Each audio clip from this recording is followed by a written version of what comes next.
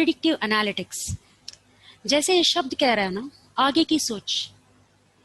हमारे बड़ों ने, बड़े बुजुर्गों ने हमेशा कहा है, आगे की सोच तो ले, कुछ प्लान तो बना के रख लो कि आगे करने क्या करने वाले हो। तो इसी को अगर दुनिया में देखें तो उसी को प्रिडिक्टिव एनालिटिक्स कहते हैं कि आगे की सोच के रखे। तो थोड़ी बहुत हम पीछे जाके देखते हैं कि अगर दादा दादी या नाना नानी ने किसी पे इन्वेस्ट किया है, अगर कुछ बचा के रखा है जिसकी वजह से हम लोग आज ऐश की जिंदगी जी रहे होंगे, तो वो ज्यादा अक्सर क्या हो सकती है। बहुत पुराने जमाने अगर सोना किसी ने रखा है, आज की रेट में सोना के भाव इतना बढ़ चुका है कि उसके पास लिक्विड कैश जैसा है सोना। तो चलिए, आज हमने तो सोना खरीद के इतना तो रखा नहीं है। अगर पापा मामा के टाइम में किसी चीज में अगर उन लोगों ने इन्वेस्ट किया तो भी अच्छे खासे हम कमा सकते हैं। तो वो क्या हो सकता था? जमीन। कहते हैं ना, मिट्टी में पैसे डालो तो कहीं नहीं जाएगा। तो वो सब उसी दिन के जमाने था।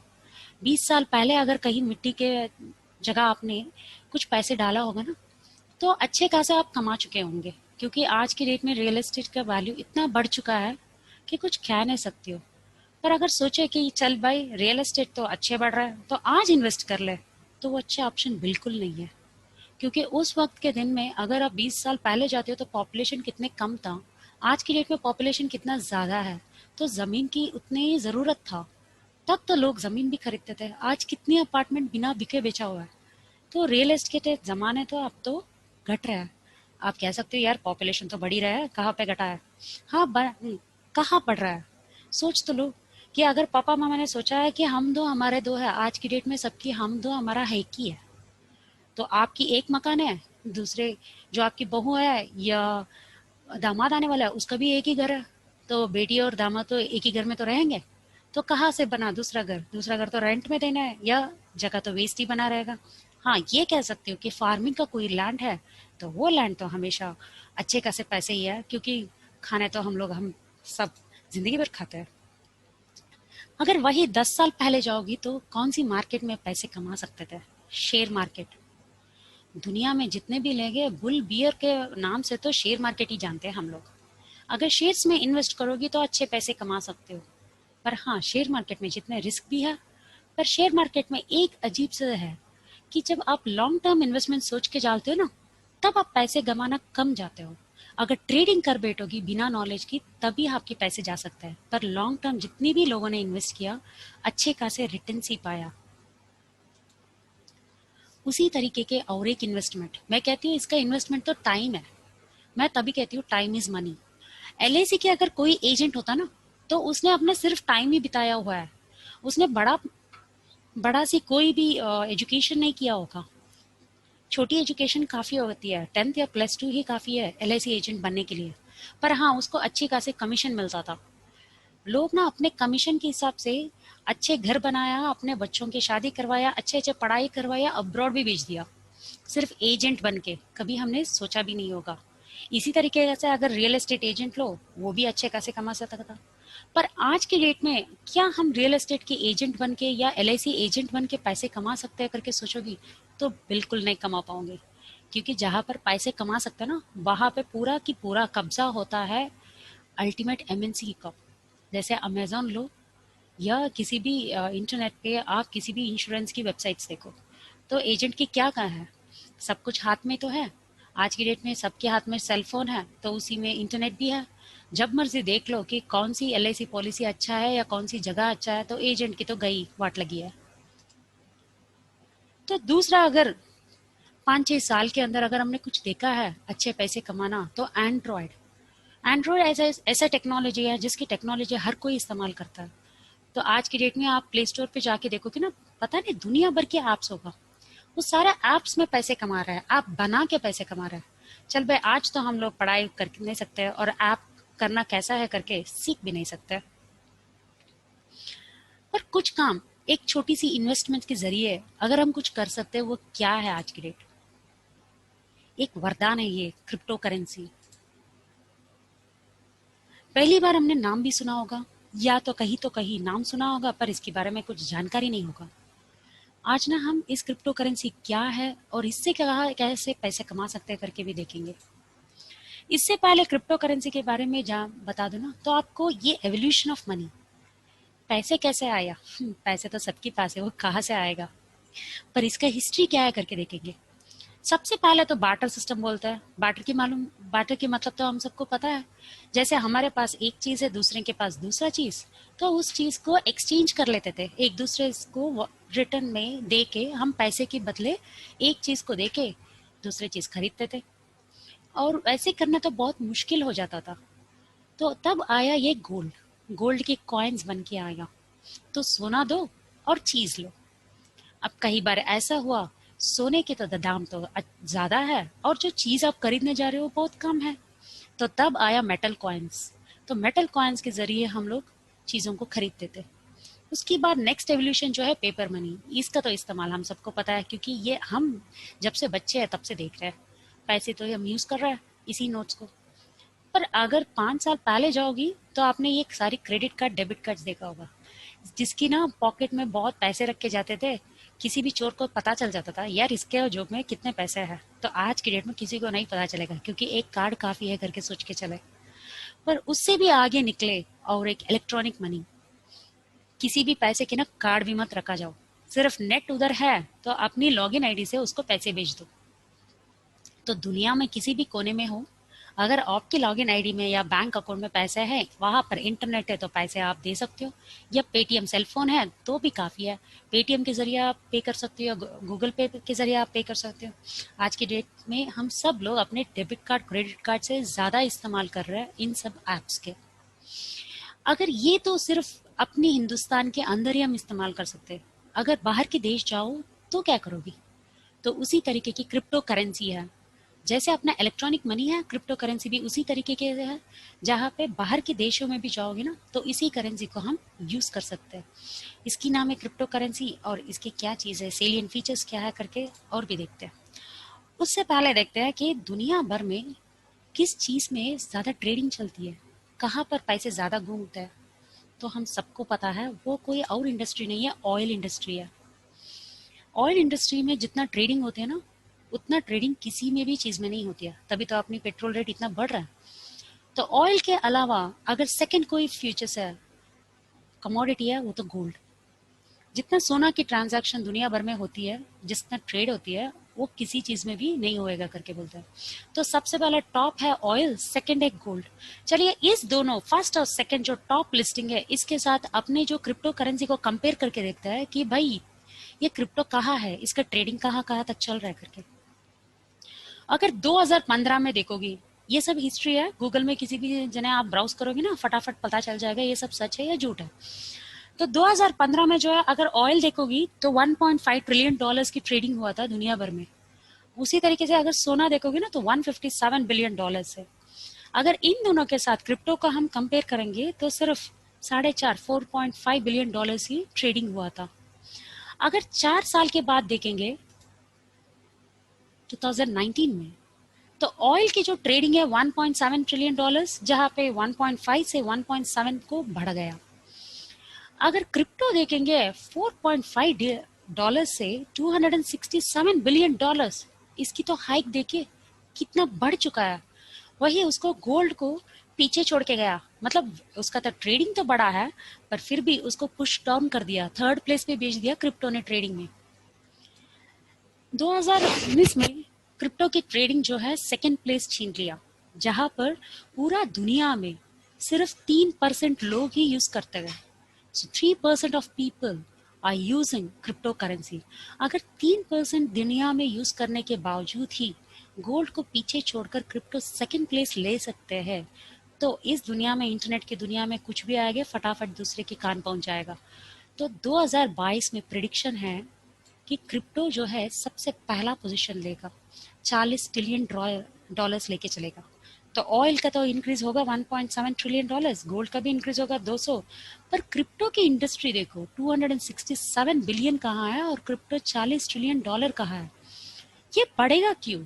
क्योंकि 2019 में सिर्फ 3% लोग ही इसका इस्तेमाल कर रहे हैं और 2022 में इतने लोग। अब आप सोच सकते हो कि यार इतना यूज कौन करेगा और क्यों करेगा। क्या आपने कभी सोचा था कि इंटरनेट हम लोग ऐसे यूज करेंगे? कभी सोचा भी नहीं था ना। इंटरनेट को तो हर एक बंदे के हाथ में होगा करके? कभी सोचा नहीं था कि फोन किसी के हाथ में होगा, हमेशा एक कोने में रहता था घर में। तो ये तो टेक्नोलॉजी है जिसके साथ ग्रो हो रहा है। तो आज की डेट में क्रिप्टो इंडस्ट्री जो है फर्स्ट पोजीशन लेने में कोई हिचकिचाहट नहीं है 222 तक। तो इतना कुछ मैंने क्रिप्टो करेंसी की बोलने के बाद आपके दिमाग में तो चलता ही रहेगा 5 Ws कह सकते कहती हो। ये क्रिप्टो करेंसी क्या है, क्यों है, कहाँ से आया, कब से शुरू हुआ, किसने इसको आरंभ किया है और कौन है इसके पीछे? तो इतने सारे सवाल तो हमारे दिमाग में चलते रहेगा। तो इस सारी सवाल के लिए जवाब देना चाहिए ना। तो इसकी जवाब भी देख लेते हैं कि ये कहाँ से शुरू हुआ। क्रिप्टो करेंसी को कहा जाता है वर्चुअल करेंसी और डिजिटल करेंसी। इसको वर्चुअल और डिजिटल इसलिए कहा जाता है क्योंकि इस करेंसी को ना छुआ जाता है ना हाथ में पकड़ सकती हो। ऐसे सोचो, आईने के सामने खड़े हो तो अपने ही इमेज ही तो है, पर उसको पकड़ नहीं पाओगी। सिमिलरली है, इसको डिसेंट्रलाइज इसलिए किया जाता है क्योंकि ये किसी भी गवर्नमेंट के कंट्रोल में नहीं है। तो कंपनी में किसी कंपनी के भी का हाथ में नहीं है। ये सब जो नहीं, जिसके पास एक क्रिप्टो करेंसी है वही ओनर है। जो उसके हाथ में रखा हुआ है वही ओनर बन गया। ये बॉर्डरलेस कहता है। मैंने एवोल्यूशन ऑफ मनी में बोला था ना, जैसे पेटीएम गूगल पे हम लोग अपने दुनिया अपनी हिंदुस्तान में अंदर ही यूज कर रहे हैं, इसी तरीके से जो क्रिप्टो करेंसी है बॉर्डरलेस है, दुनिया में किसी भी कोने में हम इस्तेमाल कर सकते हैं, बिल्कुल जैसे पेटीएम गूगल पे हम लोग आज की डेट में यूज कर रहे हैं। तो अगर आप पेमेंट करना चाहिए, किसी भी अब्रॉड इंपोर्ट एक्सपोर्ट कर रहा है, कहीं लोग तो यूएस डॉलर्स में ही पेमेंट कर रहे होंगे ना, तो क्रिप्टो करेंसी के जरिए भी पेमेंट कर सकते हैं। पर उसके बारे में भी डिटेल में आपको आगे बता दूंगी। सॉरी। इसको फास्ट भी कहा जाता है। इसको इसलिए फास्ट कहते हैं क्योंकि पेटीएम जितना फास्ट है ना, उसी तरीके से ये बहुत स्पीड से ट्रांसफर होता है एक बंदे से दूसरे बंदे और अक्रॉस द बॉर्डर। मान के चलिए आपके यूएस में कोई है, बेटा है, या आपके माँ बाप है कोई, और आप अब्रॉड में हो, पैसे भेज सकते हो, तो क्रिप्टो करेंसी 2 मिनट में आप अपनी मम्मी पापा को भेज सकते हो। तो ग्लोबल करेंसी इसीलिए कहा जाता है क्योंकि पूरा दुनिया में कहीं पे भी आप इस्तेमाल कर सकते हो। इसकी जो मेन बैकबोन है वो ब्लॉकचेन टेक्नोलॉजी है। क्रिप्टो करेंसी दुनिया भर में इतना फेमिलियर है इस टेक्नोलॉजी की वजह से। तो ये क्या है ब्लॉकचेन टेक्नोलॉजी? ब्लॉकचेन टेक्नोलॉजी इसलिए कहा जाता है क्योंकि जैसे आप मान के चलो कोई भी ट्रांजैक्शन है, अपने दुकान में कोई भी हिसाब लिख रहे हो, तो उसको एक लेजर बनाते हो। वो एक बुक में अंदर जितने पैसे आ रहे हैं, कैसे जा रहे हैं, किसको देना है करके एक लेजर में लिखते हो, है ना। इसी तरीके से बैंक में भी लिखते हैं, उसको कंप्यूटर में एक सर्वर में रखा जाता है। पर ब्लॉकचेन ट्रांजैक्शन इसको ये इसलिए कहते हैं, जो भी हमारे क्रिप्टो करेंसी की ट्रांजैक्शन होती है वो सब एक ब्लॉक में लिखा होता है।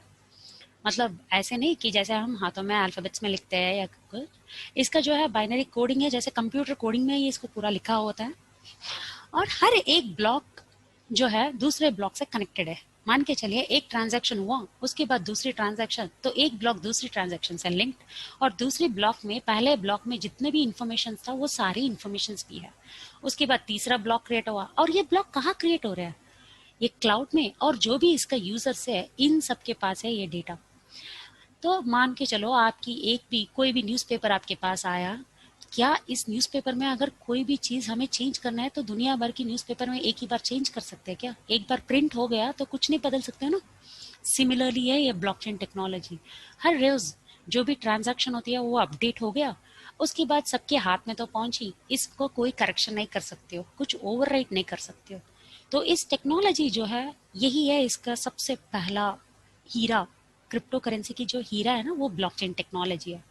इसको डिस्ट्रीब्यूटेड पब्लिक लेजर इसलिए बोला जाता है क्योंकि ट्रांजैक्शन जो है, जितने भी लोग ट्रांजैक्शन में इन्वॉल्व है उन सबके पास एक एक कॉपी है। जैसे मैंने बोला ना न्यूज़पेपर की कॉपी सबके हाथ में है, तो उसमें तो कोई चेंज नहीं कर सकती हो। सिमिलरली है ये वाला क्रिप्टो करेंसी। चलिए देखते हैं कि क्रिप्टो करेंसी और आज की डेट में हम लोग जो यूज कर रहे हैं फिएट करेंसी में क्या फर्क है। इस ट्रांजैक्शन टाइम, अगर किसी भी बंदे को, अपने रिश्तेदार को या अपने बच्चों को या अपने माँ बाप को आप बाहर के विदेश से या अपने इंपोर्ट एक्सपोर्ट के पेमेंट्स जो है उसका पेमेंट करना चाहिए, तो 3 से 4 दिन लगेगा बैंक के जरिए हम जाएंगे। तो अगर क्रिप्टो करेंसी में यूज करेंगे तो सेम डे में बन जाएगा और फ्यू मिनट्स में। तो ट्रांजैक्शन टाइम जो है वो टाइम बहुत घट गया। इसकी क्या चार्जेस है? जैसे चार्जेस देखोगी तो बहुत कम है। फिएट करेंसी में अगर आप ट्रांसफर कर रहे हो किसी को भी पैसा, अगर 1 लाख अगर ट्रांसफर करना है तो 1500 के लगभग आपका जो है चार्जेस ही लग रहा है, बैंक के चार्जेस। पर क्रिप्टो करेंसी में एक एसएमएस के चार्ज के हिसाब से आपका ट्रांजैक्शन हो रहा है। सेफ्टी वाइज, सेफ्टी वाइज तो अगर आप फिएट करेंसी मतलब रुपया अगर आप पॉकेट में लेके घूमोगी या चेक्स के जरिए भी लेके जाओगी तो हाई रिस्क तो है। क्रिप्टो करेंसी में तो रिस्क ही नहीं है, क्योंकि आपके हाथ में तो पैसे आपके हाथ में है ही नहीं। सब कुछ तो इंटरनेट में है, जहाँ पे मर्जी जाओ वहाँ पे अपनी लॉगिन आईडी एंटर करो और उसको इस्तेमाल कर लो। और इसकी वैल्यू क्या है? तो वैल्यू आपने का पास जितने भी पैसे है ना उसकी वैल्यू हमेशा घटी रहा है। तो कैसे मान देख लो, अगर 5 साल पहले फैमिली को एक डिनर पे ले जाओगी ना तो 500 रुपए काफी था, वही रोटी और वही सब्जी खाना। अगर आज के दिन में अपनी फैमिली को बाहर लेके चलोगी तो 2000 से कम तो खर्चा होता ही नहीं है। पर खा तो हम वही रोटी और सब्जी तो है, उस मेनू कार्ड में तो कोई बदलावट नहीं। पर ऐसा क्यों? क्योंकि जो पैसे की जो वैल्यू है वो वैल्यू घट गया, पर कमोडिटी की वैल्यू तो इंक्रीज हो रहा है। ऐसे क्यों हो रहा है? क्योंकि जो आरबीआई है या सेंट्रल गवर्नमेंट है वो लोग तय करते हैं कि कब पैसे मिंट करना है। जब जब करेंसीज कम हो रहे हैं, गवर्नमेंट के पास पैसे नहीं है, तो वो अपने हिसाब से मिंट करते चलते हैं। तो जब मिंट करेंगे तो अपने पास जो भी पैसे है उसकी तो दाम घटते जाएगा। पर क्रिप्टो करेंसी ऐसा नहीं है। एक बार तय हो गया कि सिस्टम में इतना ही अमाउंट बन सकता है, इससे आगे आप कुछ भी करेंसी मिंट नहीं कर पाओगी। तो इसलिए जो है वहां पर चीज देखो तो उतना ही है, पर डिमांड ज्यादा। तो इसीलिए हर क्रिप्टो करेंसी का दाम बढ़ ही रहा है। मान के चलिए किसी भी रेशन शॉप की देख लो, रेशन तो वही तो हो रहा है, प्रोडक्शन प्रोडक्शन तो सेम है, पर डिमांड ज्यादा तो रेट तो इंक्रीज हो रहा है ना। बिल्कुल क्रिप्टो करेंसी इसीलिए कमोडिटी की जैसे भी है। इसकी कंट्रोल किसके पास है? अगर फिएट करेंसी मतलब अपने रुपया हो डॉलर हो किसी भी गवर्नमेंट के अंडर ही आता है, गवर्नमेंट ही कंट्रोल करते रहता है इसकी प्राइस जो है। पर क्रिप्टो करेंसी ऐसा नहीं है। किसी भी हाथ की एक बंदे के हाथ में वो, या एक कंपनी की या एक ऑर्गेनाइजेशन के हाथ में नहीं है ये कंट्रोल। क्योंकि जब ये मिंट होता है ना तभी ये पब्लिक डिस्ट्रीब्यूट हो जाता है, सब पब्लिक के पास होता है। ऐसे नहीं है कि 50% वो रख लेते हैं 50% पब्लिक में डिस्ट्रीब्यूटेड, नो। क्रिप्टो करेंसी में जो बहुत अहम चीज़ है, मोर देन 75% पब्लिक होल्डिंग में रहता है और अपने पास उस कंपनी के पास सिर्फ 25% रहते हैं। यही वजह है जो पब्लिक डिसाइड करेगा इसके दाम कैसे रहेगा करके। तो एक कंपनी की या एक गवर्नमेंट की कभी भी कंट्रोल में नहीं रहता है। ऐसे करेंसी किसने बनाया? सबसे पहले पहला क्रिप्टो करेंसी जो आया वो बिटकॉइन है। ये 2008 में आया। इसको जो फाउंडर है मिस्टर संतोशी नाकामोटो, इसी ने पहले बार इसको इन्वेंट किया। इसने जापान में बनाया और सबसे पहले उसने अपने कंप्यूटर में जब डिज़ाइन किया और 21 मिलियंस कॉइन्स उसने डिज़ाइन किया अपने लिए। तो ये बंदे ने 10 लाख बिटकॉइन रख लिया, बाकी सब सब लोगों को बांट दिया कि भाई इसको यूज़ करो। जैसे आज की डेट में अगर मॉल में जाओगी तो आप लोग तो फुड कोर्ट में कार्ड ले लेती हो, एक बार तो पैसे भर लिया उसी को सब जगह यूज़ करते हो ना।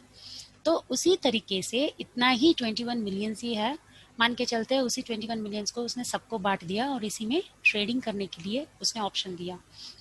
ये तब आया था जब जापान में कई सारी बैंक का प्रॉब्लम होके कई सारे बैंक्स एकदम बंद हो गया और सब लोगों को बैंक के ऊपर जो विश्वास था वो विश्वास टूट पेचा। तब संतोषी नाकामोटो ने डिसाइड किया यार ऐसे कैसे हो सकता है कि किसी ऑर्गेनाइजेशन के ऊपर हमने डिपेंड हुए और अपने पैसे की जो वैल्यू था वो पूरा घट गया। तो ऐसे तो नहीं होना चाहिए। तो इसीलिए उसने ऐसे एक बढ़िया से चीज़ बनाया, ब्लॉकचेन टेक्नोलॉजी में एक क्रिप्टो करेंसी लेके आके दुनिया को दिया कि भाई इसमें तो जो है दूसरे कॉइन डुप्लीकेट नहीं हो सकता है। जैसे आज की 2 साल पहले हमने देखा था डीमोनेटाइजेशन, अपने पास जितने भी 1000 रुपए की नोट है 500 रुपए नोट है इसका कोई वैल्यू नहीं है, डुप्लीकेट है, कितने सारे हुआ था। तो ऐसे दिन कभी ना आए। और दूसरी चीज कभी डुप्लीकेट करेंसी के तो आने का मौका ही नहीं है, क्योंकि ये डिजिटल करेंसी है और इस ब्लॉक को कोई हैक नहीं कर सकता है, ये टेक्नोलॉजी है। और दूसरा चीज ये कहीं गलत जगह यूज ही नहीं हो सकता है क्योंकि सारे सिस्टम है इसमें, तो ब्लैक मनी है ही नहीं। तो कितने अच्छा चीज इस बंदे ने इन्वेंट किया। क्या आपने दुनिया क्या कहती है इस क्रिप्टो करेंसी में? कई देश विदेश में कहते हैं कि क्रिप्टो करेंसी को एक कमोडिटी की जैसे जैसे गोल्ड लैंड एक असेट माना जाता है, उसी तरीके से क्रिप्टो करेंसी को भी एक कमोडिटी जैसे असेट की जैसे माना जाओ। और दूसरा, इसको दूसरा करेंसी के जैसे इस्तेमाल भी कर सकते हो। मतलब कुछ भी चीजें खरीदो क्रिप्टो करेंसी के जरिए पेमेंट कर सकते हो। पर अपने हिंदुस्तान में क्या कहता है? हिंदुस्तान में कहता है कि इसको एक कमोडिटी के जैसे ही आप देख सकते हो, करेंसी के जैसे अभी इस्तेमाल करने के लिए नहीं दे रहे हैं। तो अब हम जैसे गोल्ड खरीद रहे हैं या लैंड खरीद रहे हैं, उसी तरीके से हम क्रिप्टो करेंसी भी खरीद के रख सकते हैं। तो इसको एसेट की जैसे इस्तेमाल करो, मतलब खरीद के मैं करूँ क्या, है ना? तो जैसे गोल्ड खरीदते हो, ये एक एसेट है, अच्छे वैल्यू आने पे बेच देते हो और कुछ और चीज खरीदते हो। सिमिलरली, जब अगर आपका लैंड अच्छी वैल्यू है और दूसरे के पास कुछ और लैंड आप खरीदना चाहते हो, एक्सचेंज नहीं कर सकते हो ना, एक्सचेंज किया तो नहीं मानते इनकम टैक्स। वो कहते हैं बेचने का रेट डालो, चेक दे दो, उसके बाद उससे भी एक चेक ले लो, तो एक ट्रांजैक्शन करो मनी के रूप से, लाइक फाइनेंशियल रुपीस में ट्रांजैक्शन बैठो। तो इसी तरीके से आप अगर क्रिप्टो करेंसी से कुछ भी खरीदना चाहते हो, तो वो डिजिटल असेट है, उस असेट को बेच दो और अपनी फिएट करेंसी में कन्वर्ट करो। फिएट करेंसी के जरिए आप कुछ भी परचेज करो। सिमिलरली अगर बाई करना है तो फिएट करेंसी देके बाई करो। गोल्ड देके हम कुछ खरीदते नहीं है ना, या लैंड देके कुछ खरीदते नहीं।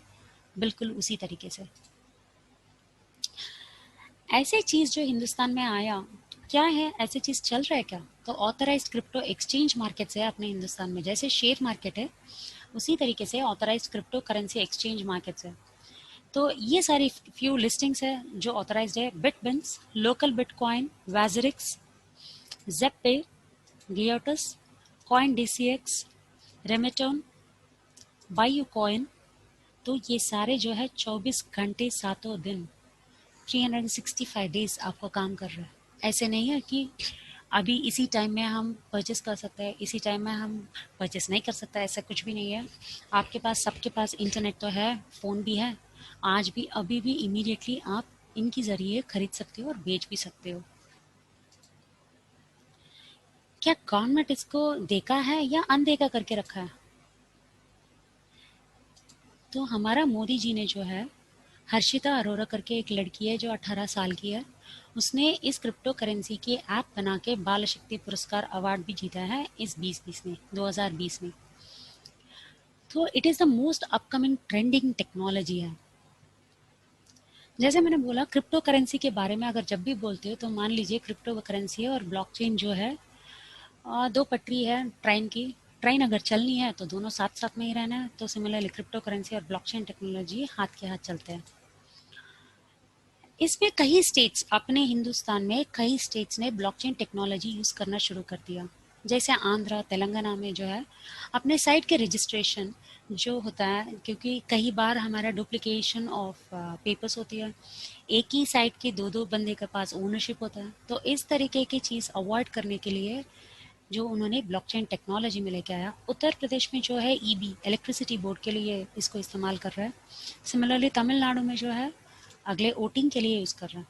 ब्लॉकचेन टेक्नोलॉजी की स्ट्रेंथ कैसे देखा जाए करके, बच्चों, अपने बच्चे कोई भी अगर 12th पढ़ रहा है, उनकी इकोनॉमिक्स बुक्स में ब्लॉकचेन के बारे में है और क्रिप्टो करेंसी के बारे में है। अगर कोई आपके बच्चे इकोनॉमिस्ट है, बीएससी इन इकोनॉमिक्स वगैरह कर रहा है, या बीए इन इकोनॉमिक्स कर रहा है, या इंजीनियरिंग कर रहा है, आपके बच्चे ब्लॉकचेन टेक्नोलॉजी और क्रिप्टो करेंसी के बारे में ज़रूर पढ़ रहे होंगे। उनसे भी आप पूछ सकते हो।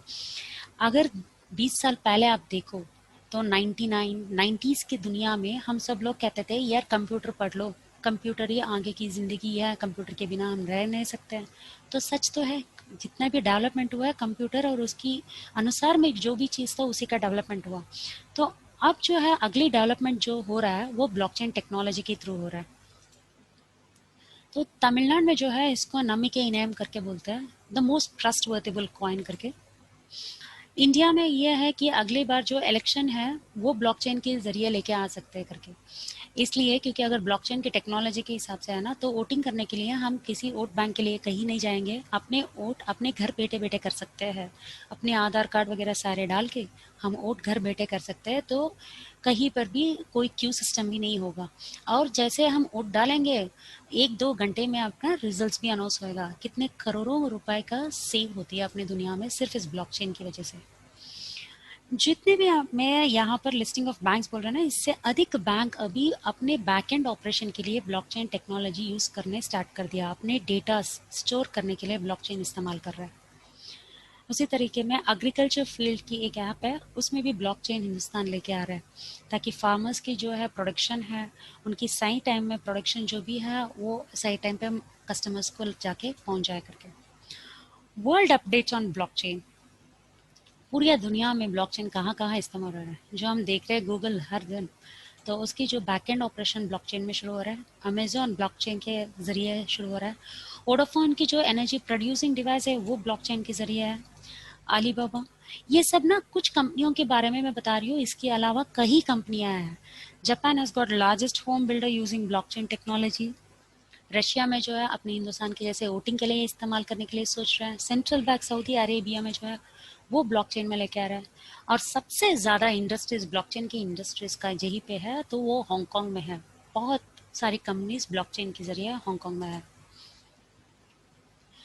ये सब जो चीज़ें इंफॉर्मेशन जो मैंने लिया है सब इंटरनेट में है, तो आप भी इस सब इंफॉर्मेशंस को आराम से वेरीफाई कर सकते हो। तो अगर हम मान के चले यार क्रिप्टो तो मैंने खरीद लिया, इससे पहले किसी ने खरीद के इसमें कुछ अमीर बना है, तो मिस्टर बिल गेट्स माइक्रोसॉफ्ट, इसने खरीदा है, इन्होंने इन्वेस्टमेंट किया है। Mister John David McAfee antivirus, Mister Richard Branson Virgin groups, Mister Vikram Pandit ex Citi group CEO, Mister Ratan Tata Tata company, Mister Amitabh Bachchan actor, इन सब की ना ट्विटर आप पढ़ लो। इन लोगों की इन्वेस्टमेंट्स और इसके लिए जो इन्होंने रिटर्न्स लिया है वो बहुत हाई है। ये लोग बड़े लोग हैं, जो भी टेक्नोलॉजी आएंगे सबसे पहले इन लोगों का आराम से पता चल जाता है, तो इन लोगों ने अच्छे इन्वेस्ट करके ऑलरेडी इसका रिटर्न्स ये लोग एंजॉय कर रहे हैं। जिसके बारे में मैंने पहले ही बताया था, मदर क्रिप्टो करेंसी जो कहते हैं, बिटकॉइन को कहते हैं। और ये जाए 2008 में। अगर 2008 में एक बिटकॉइन की वैल्यू जो है 40 पैसे है। मैं कॉइन कह के जा रही हूँ, पर इसको अच्छी तरीके से समझ लीजिए, ये सिर्फ कोड है, कंप्यूटर में ही रहता है। अगर कोई आपको कह दे ये यही है वो बिटकॉइन वाला कॉइन करके, तो वो झूठ है, ये वर्चुअल करेंसी है। 2010 में इसका भाव बढ़ गया दो रुपये 40 पैसे के लिए, 2 रुपीज 40 पैसा। ये पड़ा कैसे 2 रुपये 40 पैसे को? क्योंकि कॉइन्स तो उतने ही है, ट्रेडिंग बाय अनसेल हो रहा है। जितने बार बाय अनसेल होती रहती है उतने ही उसका कॉइन की प्राइस बढ़ते रहता है, क्योंकि कॉइन तो उतने ही है ना। 2011 में जो है 1300, 1364 अप्रोक्सीमेट रेट। 2016 में 60,000, 60,000। यार अनइमेजिनेबल है। अब 2020 में अभी भी अपना सिस्टम में 1 मिनट के लिए नेट में टप फटाफट ब्राउज करिए तो एक बिटकॉइन जो है 9 लाख रुपीस। सो अनइमेजिनेबल। 2010 में अगर किसी ने हमें सजेस्ट किया होगा यार ऐसे कुछ चीज है, इसमें 24,000 लगा ही दो, कोई बात नहीं करके, अगर किसी ने बोला होगा ना, तो आज की डेट में अपने पास जो है 900 करोड़ रुपए रहता था। अगर आप मैं कहूँ ना कोई टाइम मशीन बना दे यार 10 साल पहले जाके ना, थोड़ी बहुत 24,000 लगा के थोड़ी बहुत कॉइन खरीद तो लो, है ना। हम लोग हमेशा बीते हुए दिन में हम सोचते हैं कि यार हमने ये क्यों नहीं किया, वो क्यों नहीं किया, पर आगे जो हमारे पास मौका दिख रहा है उसमें कभी सोचते नहीं है।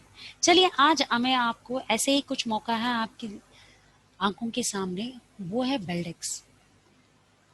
बेल्डेक्स की भाव आज की डेट में 5 रुपए है अप्रोक्सीमेटली। तो आप सोच रहे होगे यार क्रिप्टो करेंसी बिटकॉइन का बोला, बिटकॉइन के बारे में सक्सेस भी बोल दिया, अब मुझे क्यों बेल्डेक्स खरीदने के लिए बोल रहे हो? ऐसा क्यों है कि मैं बेल्डेक्स खरीदूं? चलिए मैं उसके बारे में भी बता देती हूँ। हर एक टेक्नोलॉजी जब भी आता है उसके अपग्रेडेशन जरूर होती है।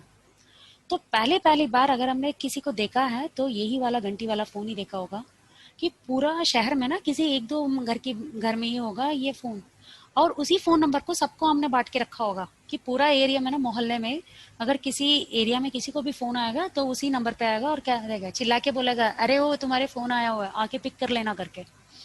पर आज की डेट में ऐसा नहीं है, कि घर में अगर 10 जने हैं, 10 जनों के पास भी 10 फोन है, मान के चलो 10 नहीं, कई बार 15-20 भी है, एक एक बंदे के पास दो दो नंबर भी है, एक बिजनेस के लिए दूसरा अपने रिश्तेदारों के लिए करके। तो इस तरीके से फोन की अपग्रेडेशन हुआ। तो इन्वेंट तब हुआ था, उसके बाद अपग्रेडेशन जरूर होती है। उसी तरीके के टाइपराइटर, कोई भी कॉलेज और स्कूल लाइफ में याद करें तो टाइपराइटर सबसे पहले याद करेंगे। टाइपराइटर के दिन अलग था करके, पर आज की डेट में टाइपराइटर हम कहीं नहीं यूज़ कर रहेंगे। तो ज़्यादा से ज़्यादा कंप्यूटर यूज़ करेंगे। क्यों? उसके अपग्रेडेशन है। टाइप करनी है, एक बार टाइप करो, उसके बाद हज़ारों कॉपी निकालो, जितने मर्जी निकालो और जितने बार मर्जी करे करेक्शन कर लो। एक अक्षर मिस्टेक है तो उसी को करेक्ट कर रहे हैं, पूरा का पूरा रीटाइप नहीं कर रहा। तो टेक्नोलॉजी जो है, इन्वेंशन एक बार होती है, उसके बाद अपग्रेडेशन होता रहता है। उसी तरीके से 2008 में बिटकॉइन जो है 2G टेक्नोलॉजी के जरिए में इंट्रोड्यूस हुआ था। आज की डेट में 10 साल बाद 2018 में बेल्डेक्स 5G टेक्नोलॉजी में हुआ है। तो इतना बड़ा बिटकॉइन और बेल्डेक्स के बारे में बोल दिया तो जरूर आपको सोच रहे होगे, यार बिटकॉइन और बेल्डेक्स में 2G और 5G क्यों कहा जाते हो? ऐसे क्या है बिटकॉइन और बेल्डेक्स की डिफरेंस, राइट? तो वो भी देख लेते हैं। आज की डेट में अगर बिटकॉइन ना एक बंदे से अगर किसी दूसरे को ट्रांसफर होने हैं तो आधे घंटे से एक दिन तक लग सकता है। अगर वही बेल्डेक्स है तो लाइटनिंग स्पीड में ट्रांसफर हो जाएगा। टेक्नोलॉजी वाइज बिटकॉइन को कहा जाता है ओपन सोर्स। ओपन सोर्स ऐसा समझ लो कि आपकी बैंक अकाउंट है और आपने मुझे किसी को भी पेमेंट करने के लिए 5,000 पेमेंट भेज दिया। तो उस 5,000 की पेमेंट के ट्रांजैक्शन के जरिए वो आपके बैंक अकाउंट में कितने पैसे बचाया करके देख सकते हो कि कितना रिस्की होगा। तो बिटकॉइन एक ऐसा ही है, ओपन सोर्स है। तो जब किसी ने किसी भी चीज को इन्वेंट किया है, कुछ ना कुछ तो रह गया होगा। उसी तरीके से इसमें बिटकॉइन में ये चीज रह गया कि ये ओपन सोर्स टेक्नोलॉजी है। पर बेल्डेक्स जो है प्राइवेसी एनेबल्ड है। आप जिसको जितने मर्जी कॉइन भेज दो, बाकी कितना कॉइन आपके वैलेट में बचा है करके किसी को नहीं पता चलेगा। So it is a privacy enabled coin. इसका ट्रांजैक्शन फी, बिटकॉइन अगर किसी के बंदे को आपको ट्रांसफर करना है तो $3 तक लगभग लगेगा। अगर बेल्डेक्स आप ट्रांसफर कर रहे हो तो $0.001 लग रहे हैं। इसको यूटिलिटी कॉइन तो बिल्कुल नहीं कह सकते, इसलिए क्योंकि इसको आधे घंटे से एक दिन पूरा दिन लगेगा। मान के चलिए चलिए यहाँ पर तो हम बिटकॉइन देके कुछ खरीद नहीं सकते, पर यूएस वगैरह में तो बिटकॉइन देके डायरेक्टली खरीद सकते हैं। कोई बंदा गया और बोलता है कि भाई हम लोग तो कुछ चीज़ खरीद रहे हैं, मान के चलिए कोई गोल्ड सिल्वर कुछ तो खरीद रहा है या अच्छे खासे एक वॉच खरीद रहा है, उसकी पेमेंट करनी है। तो पेमेंट करने बिटकॉइन पेमेंट किया तो पूरा एक दिन लगेगा। तो वॉच स्टोर में तो पूरा एक दिन तो खड़ा नहीं रहेगा ना। तो ये यूटिलिटी कॉइन कभी नहीं बन सकता। पर बेल्डेक्स जो है इसका लाइटनिंग स्पीड की वजह से ये यूटिलिटी कॉइन भी बन जाएगा। बेल्डेक्स जब मैंने कहा है तो ये कितना है दुनिया में सप्लाई, इसका जो है 1.4 बिलियन से पहले ही तय है, कंप्यूटर में डिजाइंड है। इसको बाद में रीडिफाइन नहीं कर सकते हो ना बढ़ा सकते हो। तो टोटल सप्लाई जो है 1.4 बिलियन से। इसका प्री सेल और पब्लिक, जैसे शेयर्स को होती है ना पब्लिक सेल, इसी तरीके से बेल्डेक्स का क्रिप्टो करेंसी भी प्री सेल और पब्लिक सेल होती है। आईसीओ कहते हैं उसको। 60% उस वक्त सेल हुआ है। बॉन्टी और ए ड्रॉप में जो है 10%। ये मान के चलिए रिवॉर्ड्स के जैसा है। टीम एंड एडवाइजर, जिन बंदे इसके लिए काम कर रहे हैं बेल्डेक्स के लिए, टीम वर्कर्स जो है उसके पास 20% है। और रिजर्व टोकन्स जो है 10% है। तो इसमें कितने बना? तो इसी तरीके से मान के चलो, मैंने पहले ही कहा था जो पब्लिक में है ना वही ज्यादा होता है। पब्लिक के पास ज्यादा है 70%, तो वही तो होल्ड कर रहे हैं इस करेंसी को। तो किसी एक के कंट्रोल में कभी नहीं होगा ये। तो इसका मेन फीचर्स क्या है? ऐसा क्या है कि बिटकॉइन को इतना महंगा देते हो? ये 5G टेक्नोलॉजी बोला जाता है इसको। 5G टेक्नोलॉजी क्यों है करके मैंने ऑलरेडी आपको समझा दिया। इसको एआई टेक्नोलॉजी कहते हैं कि आर्टिफिशियल इंटेलिजेंस। अपने इंसान के दिमाग जितना इंटेलिजेंट है ना, इसी तरीके से इसका भी इंटेलिजेंस ज़्यादा है। आर्टिफिशियल इंटेलिजेंस कहते हैं कंप्यूटर्स को भी, इस टेक्नोलॉजी के बारे में बोलते हैं। तीसरा जो है शराय कंप्लायंस करके। अगर कोई भी आपके दोस्त वगैरह ना, उसको बोल देना कि ये क्रिप्टो करेंसी हलाल सर्टिफिकेट ले रखा है, शराय कंप्लायंस। क्योंकि मुस्लिम लोग, कई लोग कहते हैं कि अपने पैसों को कुछ चीज़ों के लिए इन्वेस्ट करना उनकी कुरान में मना है, तो वो कभी इन्वेस्ट नहीं करते हैं। तो ये वाला एक लौती क्रिप्टो करेंसी है जिसने शराय कंप्लायंस सर्टिफिकेट लिया है। तो इसलिए मुस्लिम इन्वेस्टर्स इसमें इन्वेस्ट करने के चांसेस बहुत हाई है। और दूसरा, बेल्डेक्स की जो है अपने ओन एक्सचेंज आ रहा है। जैसे क्रिप्टो करेंसी का एक्सचेंज मार्केट है, तो क्रिप्टो करेंसी खरीदते हो बेच सकते हो, उसके लिए एक एक्सचेंज चाहिए। तो बहुत सारे ऐसे एक्सचेंजेस है। इसी तरीके से बेल्डेक्स अपने own crypto currency exchange market है जो लाइव में आने वाली है। अभी तो ट्रायल मोड भी चल रहा है, कुछ चीज़ें तो अभी तो सात आठ क्रिप्टो करेंसीज इसमें लिस्टिंग है। उनकी जो है कंपटीशन जैसे चल रहा है कि बाई और सेल करो और कुछ विन करो, ये सब लाइव में चल रहा है अभी भी। इसके अलावा इसका एएमएल सर्टिफिकेट बोलता है, ये बहुत मायने रखते हैं इस कॉइन के लिए। एंटी मनी लॉन्ड्रिंग, इसके मतलब ये है कि आपने जो भी खरीदा है फंड जो है जो बेल्डेक्स के लिए जा रहा है ना, वो किसी भी टेररिस्ट एक्टिविटीज के लिए इस्तेमाल नहीं हो सकता है। ये वाला चीज इन्होंने सर्टिफिकेट ले रखा है। और सबसे नीचे मैंने लिखा है मंगोलिया। मंगोलिया मैंने क्यों लिखा है? मंगोलिया में इन्होंने बात कर रखी है कि जैसे हम लोग यहाँ पर किसी भी चीज़ को खरीदने के लिए पेटीएम यूज़ कर रहे हैं ना, उसी तरीके से मंगोलिया में बेल्डेक्स यूज़ करके अपने ट्रांजैक्शंस कर सकते हैं करके। सो वेरी शॉर्टली ये सब चीज़ें लाइव में आने वाला है। इतने सारे बताने के बाद तो आपके दिमाग में हो रहा होगा कि बेल्डेक्स में खरीदूं कैसे, इतना तो बोल दिया, आप खरीदू कहाँ? क्रिप्टो एक्सचेंज मार्केट से, एक्सचेंज मार्केट के जरिए में आप खरीद सकते हो। 3 एक्सचेंज मार्केट है जहाँ पे इनके लिस्टिंग हो चुका है, वो बीटीसी अल्फा, स्टेक्स और आईडीसीएम। इन तीनों में आप खरीद के बेच सकते हो। जैसे आप शेयर आज सुबह भी खरीदो, आधे घंटे के बाद भी बेच दो, 2 मिनट के बाद भी बेच दो। सिमिलरली क्रिप्टो करेंसी भी हम खरीद सकते हैं और बेच सकते हैं, प्रॉफिट कब है करके। पर ट्रेडिंग के लिए, बैठने के लिए हम सबको, जैसे शेयर मार्केट में अगर ट्रेड करनी है उसके बारे में ज़्यादा नॉलेज होना बहुत ज़रूरी है।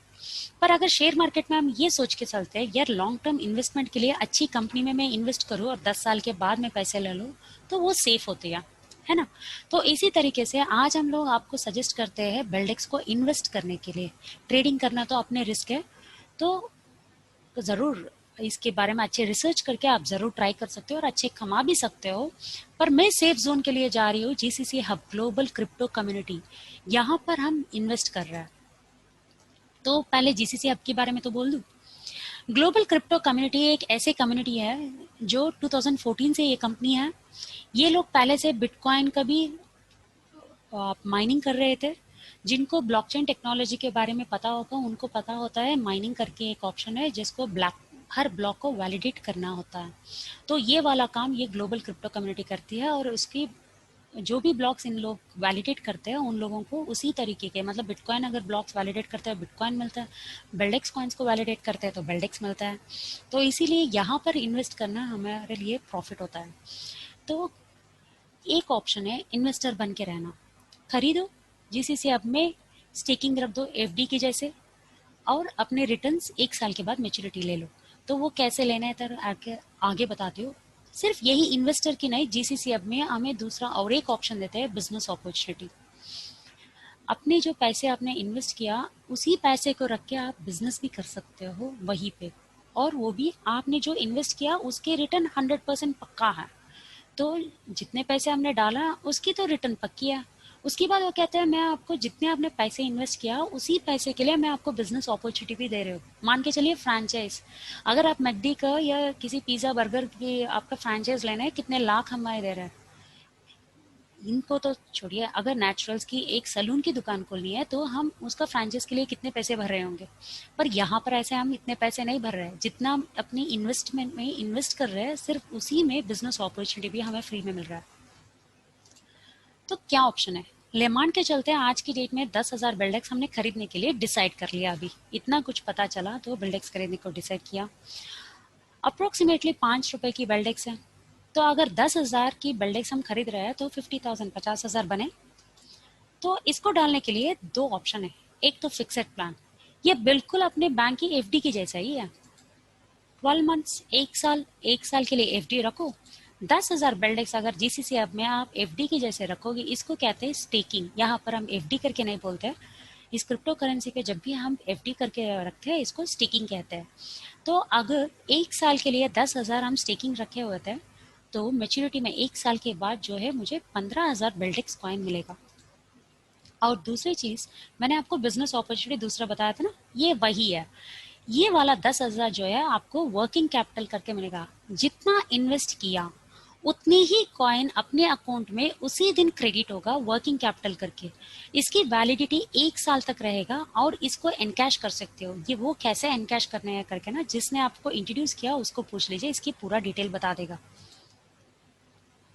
तो इसका जो टोटल है, जैसे 10,000 इन्वेस्ट किया, तो मान के चलते हैं मेच्योरिटी 15,000 और आपने इस वर्किंग कैपिटल को अच्छी तरीके से यूटिलाइज कर दिया 100%, तो 10,000 इन्वेस्टमेंट के लिए आपको मिल रहा है 25,000। ये फिक्स्ड प्लान में। दूसरा और एक प्लान है रेगुलर प्लान, ये बिल्कुल पेंशन प्लान की जैसा है। तो अगर 10,000 हम इन्वेस्ट करेंगे और 18 महीने के लिए 18 मंथ्स के लिए एफडी करके रखे होते हैं, तो हर महीने जो है मुझे 750 पर मंथ 750 कॉइन बेल्डेक्स कॉइन्स जो है हर महीने मेरे अकाउंट में क्रेडिट हो जाएगा। जो 18 मंथ्स के लिए क्रेडिट होगा वो पूरा की पूरा 13,000 13,500 बन जाएगा। So for investing 10,000 coins I will be getting 13,500 coins. 10,000 बेल्डेक्स के लिए 13,500 बेल्डेक्स जो है मुझे मेच्योरिटी में मिल रहा है। और 750 जो है हर महीने, मतलब इस 13,500 को 18 से डिवाइड किया तो 750 बैठ रहा है हर महीने के लिए। और ये वाला बिजनेस अपॉर्चुनिटी तो बिल्कुल वही के वही। 10,000 इन्वेस्ट करो तो 10,000 जो है वर्किंग कैपिटल करके मिल रहा है। वर्किंग कैपिटल बोनस अमाउंट हम रिडीम कर सकते हैं। तो मेरा जो एफिशिएंसी ऑफ इन्वेस्टमेंट के लिए मान के चलो तो 23,500 मुझे मिला। इसकी एवरेज प्राइस क्या बैठ रहा है करके देखते हैं। हमने आज की डेट में 50,000 इन्वेस्ट किया तो 10,000 कॉइन मिला। एक साल के बाद ये 15,000 बन गया। मैंने बिजनेस अपॉर्चुनिटी कुछ भी नहीं यूज किया, सिर्फ इन्वेस्टर बन के रह गया। तो मुझे क्या है, एवरेज इसका कॉइन की प्राइस जो है 3 रुपीज 33 पैसा, सो 3 रुपए 33 पैसा ही मुझे लग रहा है। अगर मैंने इसका बिजनेस अपॉर्चुनिटी भी यूटिलाइज किया तो 50,000 कॉइन के लिए 25,000 मिल रहा है ये वाला, मतलब 10,000 मेच्योरिटी में 15,000 और 10,000 जो है वर्किंग कैपिटल बोनस करके जो मिल रहा है उसको भी हम एनकैश कर सकते हैं। तो कुल मिलके बन गया 25,000। तो 50 में अगर 25,000 घट के देखो तो 2 रुपीज पर कॉइन। तो क्या हुआ, आज मैंने 5 रुपए में खरीद रहा है पर मेरे खरीदे जो है एमआरपी 5 रुपीज हो गया, पर असल में कॉस्ट प्राइस जो है सिर्फ 2 रुपए बैठ गया। तो ऐसे ही हमें फायदा हो गया। तो इतने सारे बारे में मैंने बेल्डिक्स के बारे में बोल भी दिया। कहीं पे अगर अंदर जा रहे हो तो बाहर आने के रास्ता जरूर पता होना चाहिए, है ना। अभिमन्यु के जैसे कहीं बीच में जाके खड़े नहीं होना चाहिए। तो इसलिए अगर मान के चलो आज के डेट में हमने 1 लाख बेल्डेक्स इन्वेस्ट किया, 1 लाख बेल्डेक्स खरीदे तो 5 लाख बन गया। तो मेच्योरिटी में मुझे जो है 1,50,000 बेल्डेक्स मिल रहा है। तो टारगेट टू एग्जिट, कब कब मुझे इस बेल्डेक्स को बेच के प्रॉफिट बनाना है। कोई भी इन्वेस्टमेंट ना जल्दबाजी नहीं होना चाहिए। खरीदो और लॉन्ग टर्म के लिए थोड़ी बहुत बचा के रहो, तभी तुम अच्छे रिटर्न्स मिलेगा। तो 10,000 कॉइन्स जो है $1 जब अचीव करेगा तब बेचो। तो पहली अचीवमेंट में ही 10,000 कॉइन बेचते ही आपको 7.5 लाख मिल गया। तो 5 लाख मिल गया, डाला है इन्वेस्टमेंट और 7.5 लाख रुपए रिटर्न में मिल रहा है।